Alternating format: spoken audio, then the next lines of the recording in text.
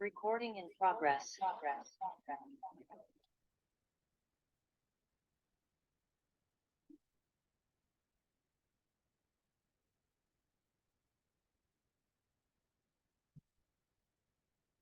আসসালামু আলাইকুম। আজকে আমরা নতুন একটা টপিক শুরু করতে যাচ্ছি। আমাদের টপিকটা হচ্ছে ডাবল ইন্টিগ্রাল।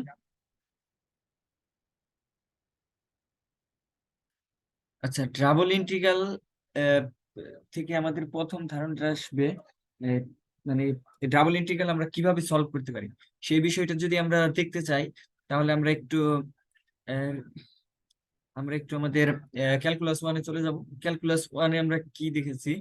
ক্যালকুলাস ওয়ানে আমরা একটা ফাংশন দেওয়া থাকতো আমাদের, সেই ফাংশনের আমরা এরিয়াটা বের করতাম।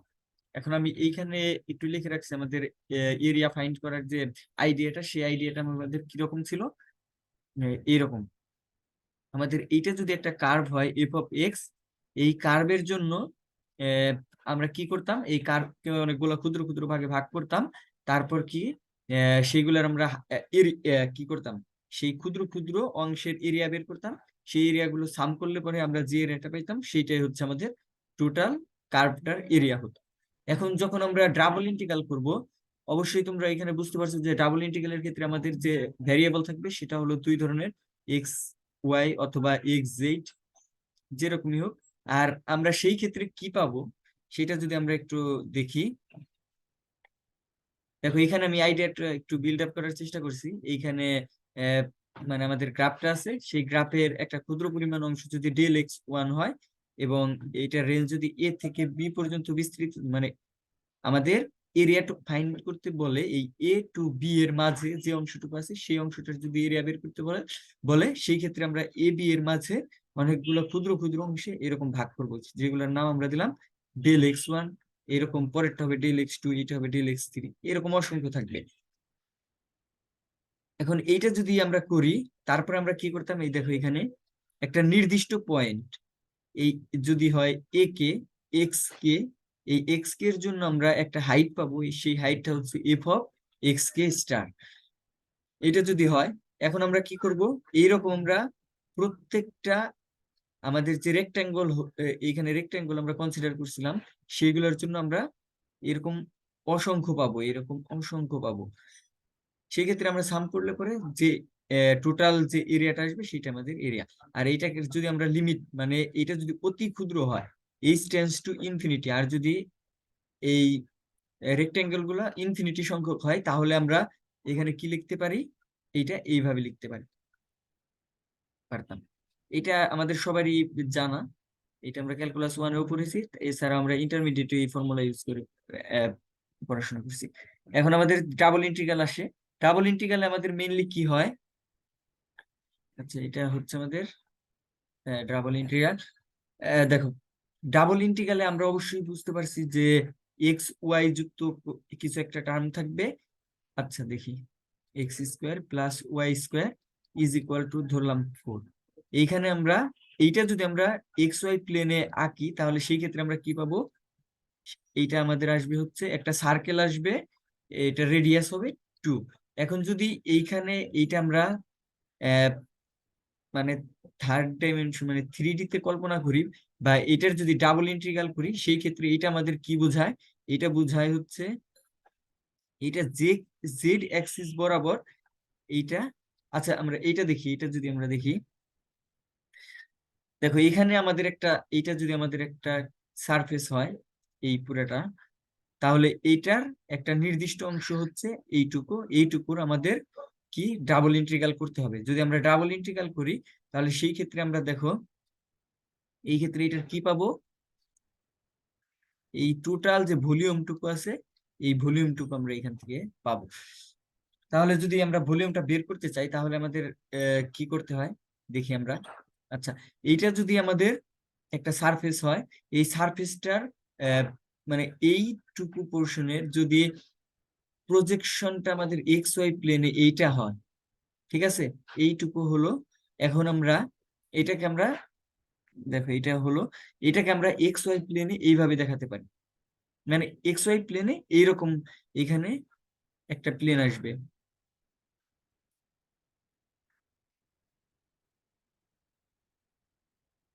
দেখো এইখানে আমি কি কি করছি, এইখানে হচ্ছে আমি এইখান থেকে তোমাদের এই যে এইখানে একটা যে কোনো একটা তুমি রেক্টেঙ্গল চিন্তা করো, এই রেক্টেঙ্গলটাকে আমরা এইখানে কনসিডার করছি। এটা দেখো এইখানে মনে হচ্ছে যে এটা কি রকম আছে, এটা কিন্তু আমাদের কাছে দেখে সামান্তরিকের মতো মনে হচ্ছে না বা রেক্টেঙ্গেলের মতো মনে হচ্ছে না, কিন্তু এটা যদি আমি এক্স ওয়াই অ্যাক্সিস চিন্তা করি সেই ক্ষেত্রে আমাদের দেখা যাবে এটা আমাদের একটা সামান্তরিক হচ্ছে। যদি এইটা হয় তাহলে আমি এইখানে যে কোনো একটা নিছি, এই পোর্শনটা নিলাম। এখন আমাদের কাজ কি হবে,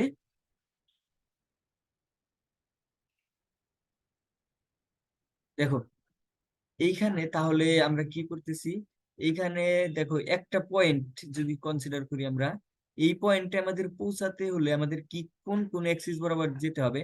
আমরা first of all x Axis বরাবর এই পর্যন্ত আসব, তারপর আবার আমরা ওয়াই অ্যাক্সিস বরাবর এইদিকে যাব। তার মানে আমাদের এইখানে কয়টা চেঞ্জ হচ্ছে, এটা দুইটা ভেরিয়েবলের চেঞ্জ হচ্ছে। সেই ক্ষেত্রে আমাদের এই ক্ষেত্রে লিমিটটাও হবে এইরকম, দুইটা লিমিট হবে, একটা হচ্ছে এ টু বি আর একটা সি টু ডি। এখন আমি এইখানে আচ্ছা এইখানে হচ্ছে আমি তিনটা দিয়ে দেখাইছি, কিন্তু এরকম অসংখ্য ই ক্রিয়েট করতে পারবো, রেক্টেঙ্গল আমরা ক্রিয়েট করতে পারবো। দেখো তাহলে আমরা যদি এইটুকু চিন্তা করি যে এক্স অ্যাক্সিস বরাবর আহ, আমরা কতগুলো রেক্টেঙ্গল চিন্তা করছি, এইখানে তো তিনটা, এইখানে একটা টার্ম আছে দেখো এম আর এন। এই এম এন বলতে কি বোঝায়, এম হলো number of rectangle of X part, মানে এক্স এক্সিস বরাবর আমাদের কতগুলো রেক্টেঙ্গল আছে, আর এন হচ্ছে number of rectangle of Y parts, Y পার্টসে কতগুলো রেক্টেঙ্গল আছে সেটা আমরা বের করলাম। আর এখন যদি আমরা ভলিউমটা বের করতে যাই, আমাদের ভলিউমটা মেইনলি কি হবে এখানে, এইটার জন্য আমাদের ভলিউমটা এরকম হবে না, যে এটার যে সারফেস এরিয়াটা আছে, সারফেস এরিয়া, এটাকে যদি আমরা এটার হাইট দ্বারা গুণ করি, হাইট দ্বারা গুণ করি, তাহলেই তো আমরা এই এরিয়াটুকু পেয়ে যাব। এখন এই কাজটুকু আমরা করব, দেখি। আচ্ছা দেখো তাহলে, তাহলে আমরা এইখানে আমাদের এখন কাজ হবে কিভাবে আমরা এই পোর্শনটুকুর জন্য আমরা এরিয়াটুকু বের করব। আচ্ছা এরিয়া দেখি একটু, দেখো এরিয়া আমরা খুব সহজেই বের করতে পারি। তুমি যে কোনো একটা পার্ট কনসিডার করো, তুমি যদি এইটুকু করো, এইটুকু নাও, এইটুকুর জন্য আমরা ডেল এক্স কি পাবো, ডেল এক্স অবশ্যই যে B minus A divided by N, M না এটা যেহেতু এক্স এক্সিস বরাবর এখানে হবে এম। আবার যদি ডেল ওয়াই চিন্তা করি সেই ক্ষেত্রে হবে আমাদের D minus C divided by, তার মানে আমি এটা তো সেমই হবে, এইটুকুর মান পাবো হচ্ছে D minus C divided by N. যদি এইটা পাই সেই ক্ষেত্রে আমরা এরিয়া যদি নির্ণয় করি সেটা কি হবে আমাদের del X into del Y. এটা কার জন্য পাচ্ছি, আমরা এই একটা রেক্টেঙ্গলের জন্য পাচ্ছি, ঠিক আছে। তাহলে এটা পেলাম। এখন তারপর আমাদের কাজটা কি হবে, দেখো সারফেস এরিয়া আমরা পাইছি, কিন্তু আমাদের সাথে আর কি লাগবে, হাইটটা লাগবে। এখন হাইটটা আমরা কিভাবে বের করতে পারি, দেখো আমরা এইখানে আহ, দেখো এই আমরা একটা পয়েন্ট সিলেক্ট করছি, এই পয়েন্টটা আমাদের কি হবে, এই পয়েন্টটা হবে এক্স আই ওয়াই জে, এরকম একটা পয়েন্ট হবে। এখন এখানে একটু দেখো, দেখো পিক মানে আমরা এমন একটা পয়েন্ট পিক করব, মানে রেক্টেঙ্গলের মাঝে এমন একটা পয়েন্ট পিক করব যেটা হলো X I Y J star, এইভাবে এটাকে লেখা যাবে। আর ফাইন্ড এই পয়েন্টের সাপেক্ষে আমরা যে ফাংশনটা দিয়ে থাকবে সেই ফাংশনে ওই পয়েন্টটা যদি বসাই তাহলে আমরা হাইটটা পাবো। মেনলি আমাদের কাজটুকু এইটুকুই। তারপরে দেখো এখানে লেখা আছে যে এটা আমাদের ওয়াইট, এটা হাইট। এখন এই ভি কে মানে একটা রেক্টেঙ্গুলের জন্য যদি আমরা আয়তনটা পেতে চাই সেই ক্ষেত্রে আমাদের কি হবে, ওই যে এরিয়াটা আছে সেই এরিয়াটা ইনটু ওই পয়েন্টে হাইটটা, ঠিক আছে। তার মানে এটা বলতে কি বোঝাইতেছে এখানে, এইটা যদি এই যে এইখানে এইটা যদি আমাদের সেই পয়েন্টটা হয়, একটা পয়েন্ট আমরা পিক করলাম, এইটার সাপেক্ষে তো আমরা এখানে এরিয়া, তার মানে কি আমরা এইটুকুর এরিয়া এখন জানতে পারলাম। এখন যদি আমরা এইটার জন্য ভলিউম পেতে চাই তাহলে এইটা দেখো এই যে এই পোর্শন,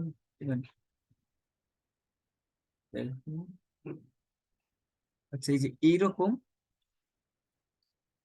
আচ্ছা এইরকম একটা পোর্শন, যদি আমরা এটাকে মানে হাইট দ্বারা গুণ করি সেই ক্ষেত্রে আমরা এইরকম একটা পোর্শন পাবো। এইটা অনেক ক্ষুদ্র হবে, যদিও আমার এখানে অনেক বড় দেখা যাচ্ছে। এইরকম আমরা যদি প্রত্যেকটার সাম করি সেই ক্ষেত্রে আমরা কি পাবো, এই টোটাল টুকুর এই পুরাটার ভলিউম পাবো। সেই জিনিসটা এখানে করা হয়েছে, হাইট গুণ করছে এইখানে। ঠিক আছে, এখন যদি আমরা আহ, দেখো এখানে যেহেতু দুইটা ভেরিয়েবল, আমরা যদি এই টোটাল ভলিউমটা পাইতে চাই তাহলে সেই ক্ষেত্রে আমাদের কি করতে হয়, এই যতগুলা এক্স অ্যাক্সিস বরাবর রেক্টেঙ্গল আর যতগুলা এক্স ওয়াই এন অ্যাক্সিস বরাবর রেক্টেঙ্গল, এইগুলা নিয়ে আমাদের যে এরিয়াটুকু পাবো সেই এরিয়াটুকুর যদি আমরা সাম করি সেই ক্ষেত্রে আমরা টোটাল ভলিউমটা পাবো। আর যদি এই রেক্টেঙ্গল গুলো অনেক ক্ষুদ্র হয়, মানে এন টেন্স টু ইনফিনিটিভ এবং অসংখ্য হয়, সেই ক্ষেত্রে আমরা এটাকে এইভাবে লিখতে পারি। এখানে লিখলাম, আর এখানে আরটা কি, আর বলতে আমাদের রিজিয়নটা বোঝায়, কোন রিজিয়ন। এখন এইটুকু অনেকের কাছে জটিল লাগতে পারে, কিন্তু আশা করছি যে আমরা পরবর্তী যদি এক্সাম্পলটা দেখি তাহলে এইটুকু বুঝতেও আমাদের যথেষ্ট, এই অংশটাকে তোমাদের ক্লিয়ার হয়ে যাবে। ঠিক আছে, তাহলে আমরা দেখি এক্সাম্পলটা আমাদের কি আছে।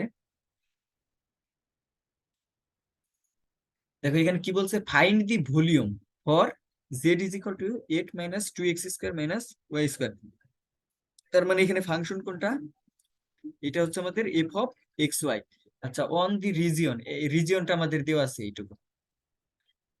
ঠিক আছে, এর জন্য আমাদের প্রথমেই কাজ কি, আমরা দেখো এখানে প্রথমে আমরা কি করলাম, এক্স আছে কত, 0 to 1 পর্যন্ত এটা, আর ওয়াই এক্সিস বরাবর কত আছে, 0 to, এটা 0 to 2 পর্যন্ত আছে।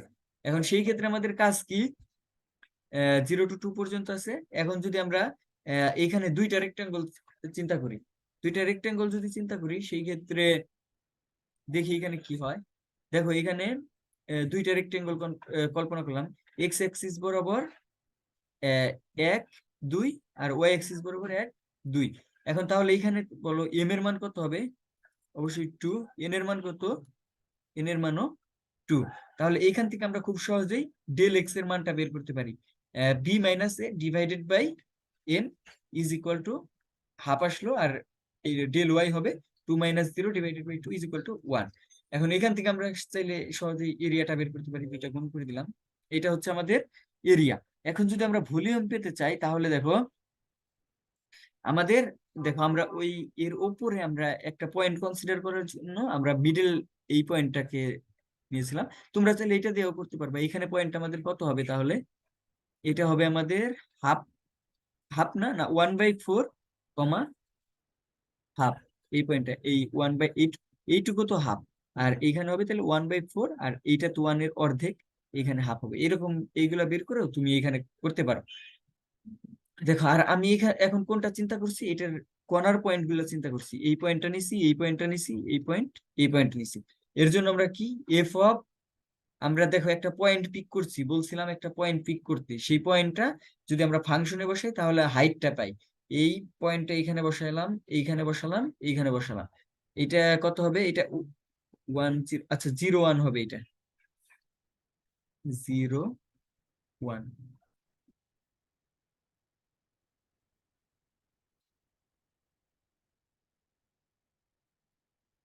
হ্যাঁ, এটা হবে আমাদের 0 1।